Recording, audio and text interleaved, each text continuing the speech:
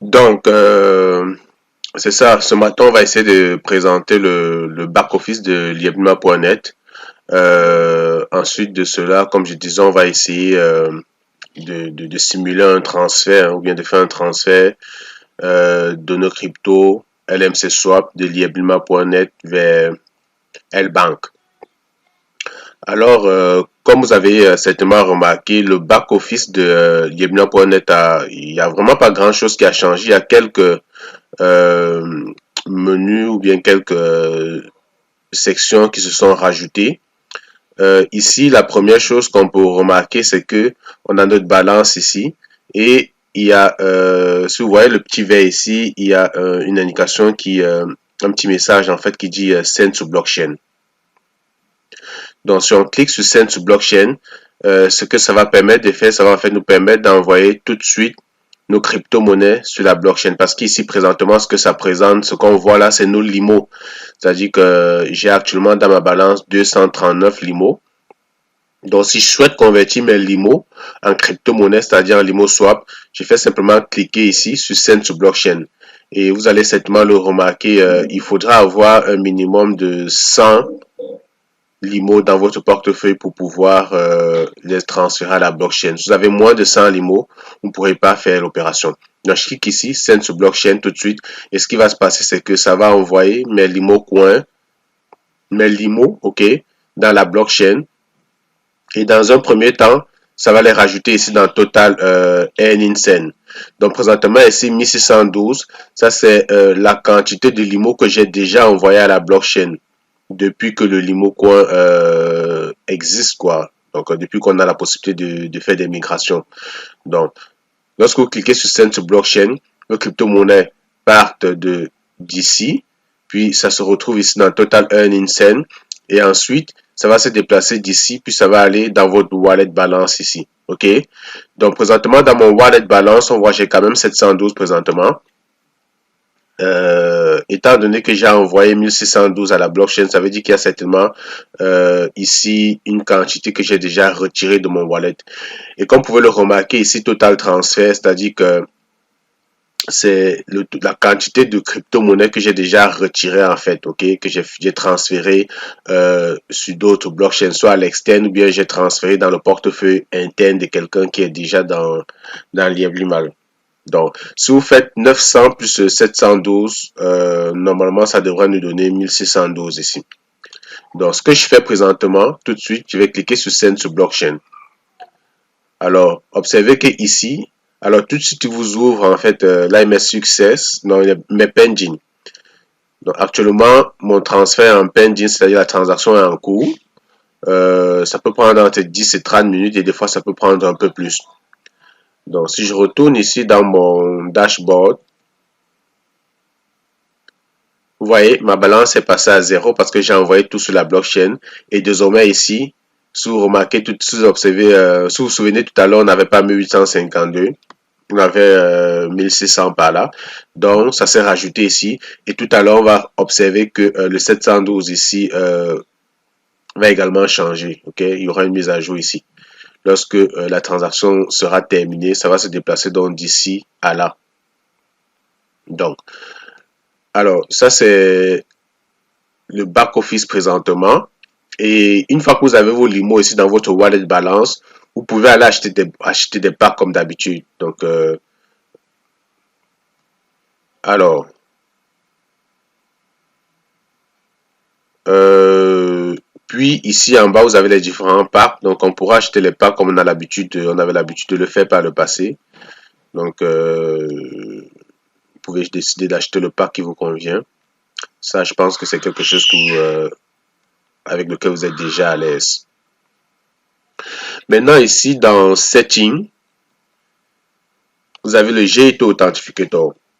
J'ai trouvé intéressant ce matin de vous parler de G2 Authentificator parce que de plus en plus, il y a des personnes qui ont un problème en fait de transfert. Parce que vous savez, lorsque vous faites un transfert, normalement, à l'étape 2 de votre transaction, vous devez entrer un code. Donc, vous pouvez décider de vous faire envoyer le code soit par email, soit par GIT Authentificator.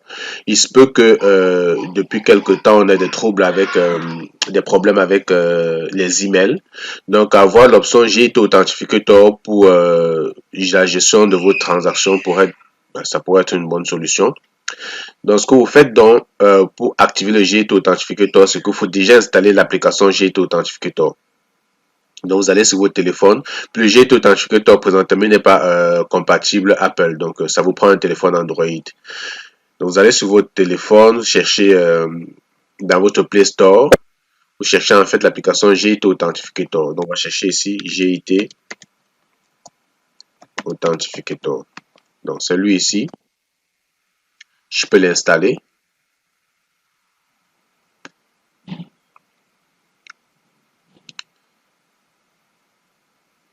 OK. Donc, une fois l'installation faite, je clique sur Open.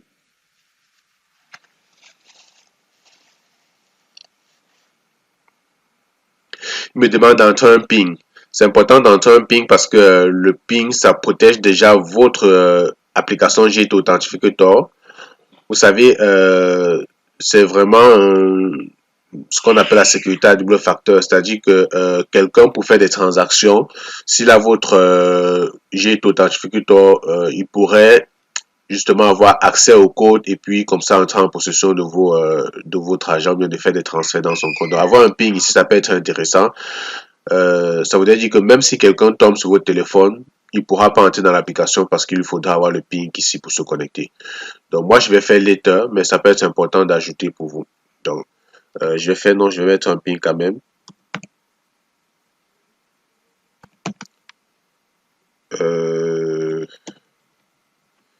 Là, ça affiche. Bon, je vais mettre later. OK. Donc, vous pourriez plus tard venir mettre le PIN, mais je vous conseille, vous, de mettre le PIN tout de suite puis de faire add. OK? Donc, maintenant, voilà l'application GIT Authentificator qui s'affiche. Il va falloir ajouter un compte. Donc, je clique sur le petit plus ici. Puis, il me demande d'ajouter un compte.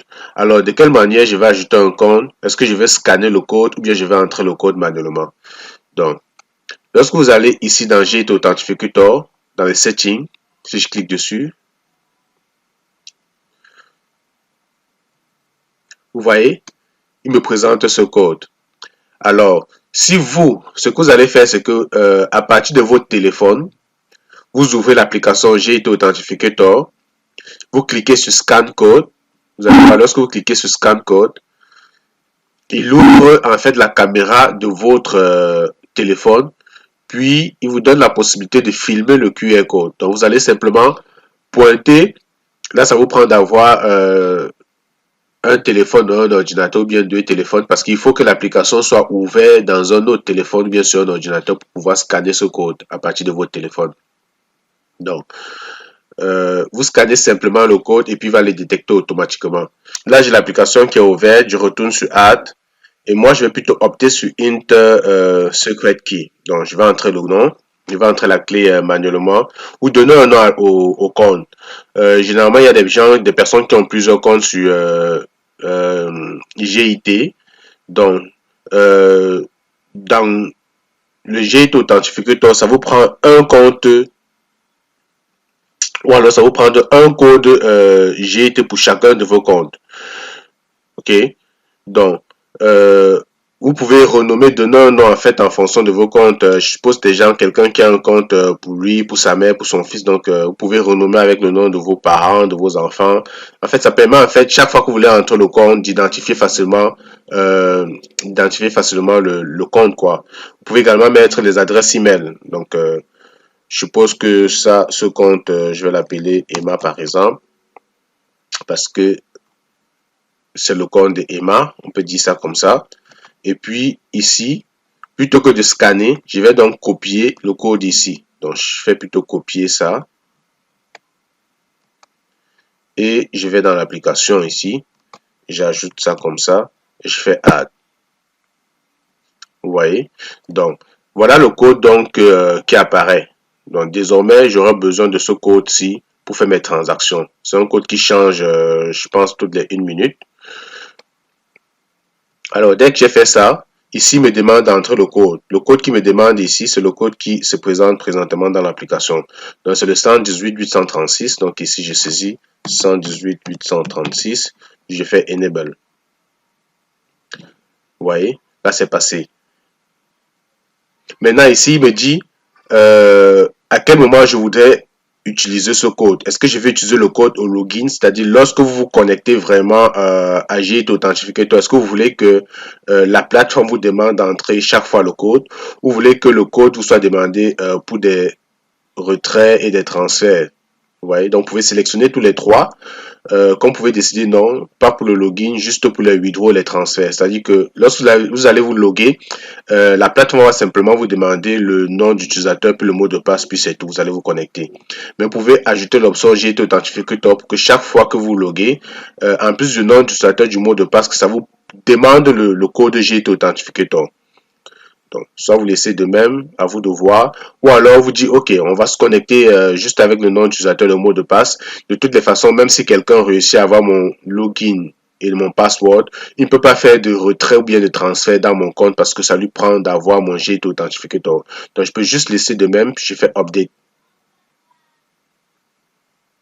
Bon, ici, il me demande le code, en fait. Avant de faire Update, il faut qu'on se rassure que l'application, bon, donc le code l'a changé. Là, c'est 911 959. Donc, on fait 911 959, puis on fait Update.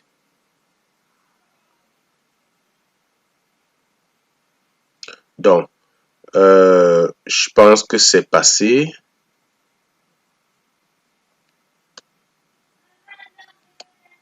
Bien, 826 710, 826 710, on va essayer ça. Bon, là, je peux plus saisir, ça veut dire que c'est passé. Donc, présentement, je viens donc d'activer mon Git Authentificator. Ça veut dire que désormais, si on revient dans le dashboard, on va juste vérifier que notre transfert, est-ce que notre transfert s'est effectué? Non, ici on a toujours 712, c'est-à-dire que c'est encore dans la blockchain. Parce que ça devrait normalement passer d'ici pour mon wallet. De toutes les façons, présentement, j'ai 712 dans mon wallet. Donc, ce qu'on va faire présentement, on va faire un retrait de ma balance. Ok, je vais retirer des limo coins de mon wallet balance ici, lieblanc.net pour les envoyer dans L-Bank. Donc, à partir d'ici, on suppose que tout le monde a déjà un compte sur L-Bank. Chacun de vous a un compte sur L-Bank. Vous avez sécurisé votre compte. Si on va dans Security ici, donc, chacun de vous devrait normalement avoir déjà au moins tout ce que j'ai en bleu ici, la checkbox ici en vert, chacun de vous devra avoir validé l'ensemble de ces options de sécurité ici. Il y a des personnes des fois qui veulent faire des retraits. Lorsque vous voulez faire des retraits à la compagnie, vous pouvez configurer votre payment setting. OK.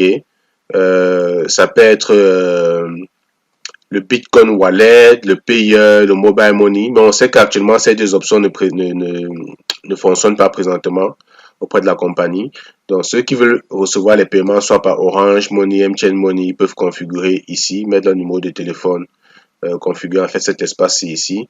Ceux qui veulent se faire payer par SimCoin, vous pouvez mettre ici les adresses, vos adresses SimCoin, c'est-à-dire que vous partez dans votre compte, ça peut être sur L-Bank ou bien sur la token, peu importe où vous avez votre portefeuille SimCoin, vous copiez l'adresse, vous venez la mettre ici. Ici, vous voyez, ça c'est ERC20, ça c'est l'adresse de vos SMB sur la blockchain Ethereum. Et en dessous ici, vous pouvez mettre l'adresse de votre SimCoin sur la blockchain de la Binance Smart Chain. Donc, vous copiez votre adresse, vous la collez ici, vous faites simplement un update et lorsque vous allez demander en fait les retraits, si vous optez pour les retraits en SimCoin, les crypto-monnaies seront déposées donc dans votre wallet que vous avez marqué ici.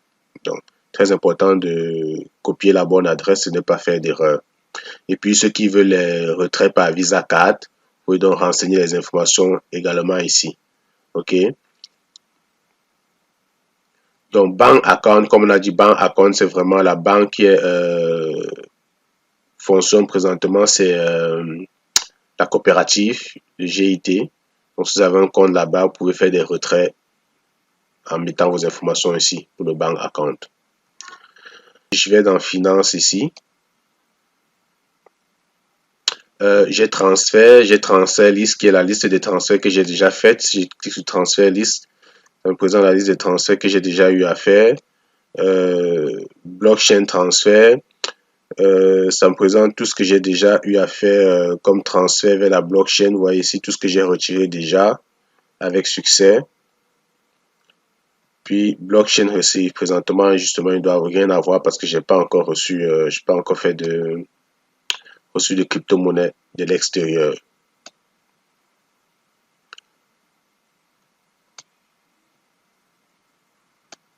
Donc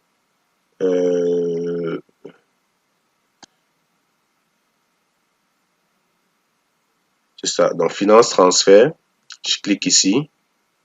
Puis dans mon portefeuille présentement, j'ai quoi? Dans mon portefeuille présentement, dans ma balance, j'ai 712. Donc je vais essayer de sortir comme 700, puis je vais l'envoyer sur L-Bank. Donc je viens dans finance, je clique sur transfert. Et là, ici, il me demande en fait mon wallet, mon adresse de portefeuille. Donc, ce que j'ai fait, je m'en vais sur L-Bank. C'est là où est-ce qu'on était rendu. Je vous disais que j'espère qu'au moins tout le monde ici a un compte sur L-Bank et que les paramètres de sécurité sont mis en place. Donc, je vais dans mon wallet spot, toujours. On va dans wallet spot. Puis, dans wallet spot ici, pour ceux qui n'ont pas encore de LMC Swap dans leur balance, ça se peut que dans votre spot, vous ne voyez pas LMC Swap dans la liste des crypto-monnaies ici. Donc présentement, vous voyez, j'ai une liste de crypto-monnaies. LMC Swap se présente parce que j'ai présentement du LMC Swap sur L-Bank. Sinon, ce que vous faites, c'est que vous venez dans la barre de recherche ici, puis vous cherchez LMC Swap. Donc ça va apparaître comme ça. Donc ça, c'est du LMC Swap. Ce que moi, je vais faire, c'est que je vais déposer mes crypto-monnaies de L-Bank, de Lieblimar pour les envoyer sur L-Bank. Donc ce que je fais, c'est que je fais un dépôt. Donc je clique ici sur Deposit.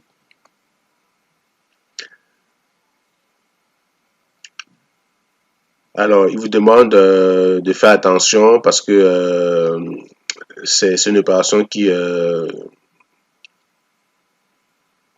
deposit only loss. Ok, c'est ça. Donc, il y a des risques que vous perdiez votre argent. Il faut vraiment vous assurer que vous copiez la bonne adresse et que vous renseignez la bonne adresse ici. Donc, je dis ça, on le connaît déjà. Et puis, ici, il me présente mon adresse sur le BEP20. Donc, c'est très important toujours de regarder la blockchain. Actuellement, on est chanceux parce qu'on a juste le Limo Swap est juste sur une seule blockchain. Mais en général, lorsque vous voulez faire les opérations de crypto-monnaie, avant de copier une adresse, validez toujours la blockchain à partir de laquelle vous copiez l'adresse. Ok? Il y a des crypto-monnaies qui sont sur plusieurs blockchains. Donc, parfois, c'est Ethereum, Tron et autres. Donc, lorsque vous voulez faire une transaction comme celle-ci, c'est-à-dire je copie la crypto-monnaie de Lieblimal ici pour l'envoyer sur L-Bank. Il est important de m'assurer que l'adresse source et l'adresse de destination sont sur la même blockchain. Donc, par défaut, nous, on sait que le Limo.swap sur Lieblimal.net est sur la Binance Smart Chain. Donc, je sais que ici, c'est correct. C'est vraiment le BEP20. Et dans Lieblimal.net, ma crypto-monnaie est sur le BEP20.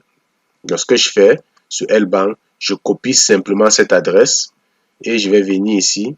Je vais coller cette adresse. J'essaie de vérifier quand même que l'adresse ne contient pas d'erreur. Ici, je vois, ça termine par 05, puis ça commence par 0xf7. Donc, est-ce que c'est la bonne adresse? Oui, ça termine par 05, puis ça commence par 0xf7. Donc, j'ai copié la bonne adresse. Une fois ça fait, ici, je mets simplement le montant, ce que je vais retirer. Tantôt, on a vu qu'on avait 700, je vais retirer peut-être 400. OK? Ici, vous mettez un commentaire, peu importe, mettez ce que vous voulez. Et c'est donc à partir d'ici qu'on va dire, OK, est-ce que je veux qu'il m'envoie le code par email ou je vais rentrer le code Git Authentificator. Donc, vu qu'on vient de copier, configurer le code Git Authentificator ensemble, je vais dire non, Git Authentificator, et je vais cliquer ici, j'ai lu et j'ai compris. OK? Donc, je recevrai plus le code par email. OK?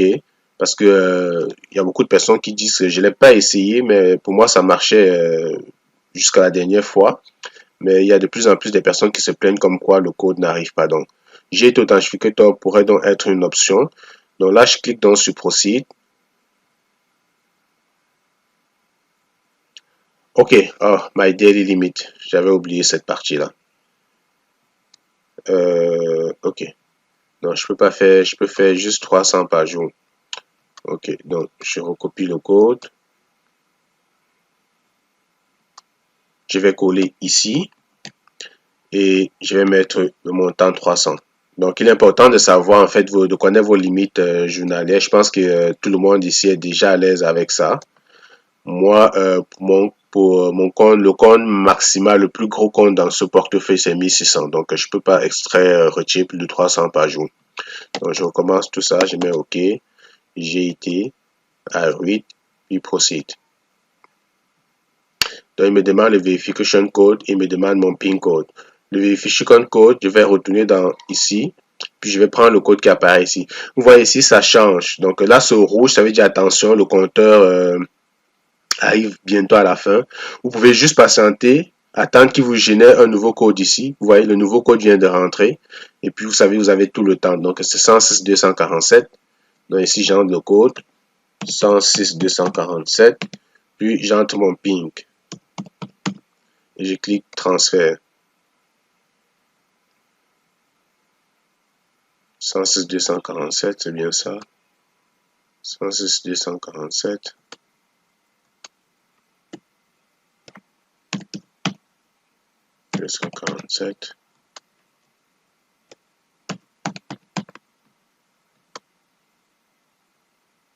OK.